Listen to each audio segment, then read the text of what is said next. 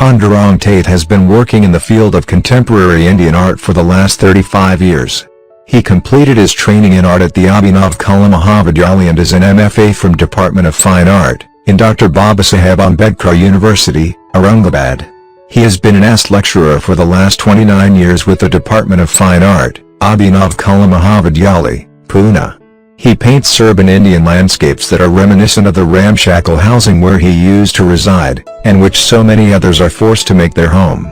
This is a darker side of the life in big cities. A side where dreams are broken rather than made and where slums rather than skyscrapers mark the horizon.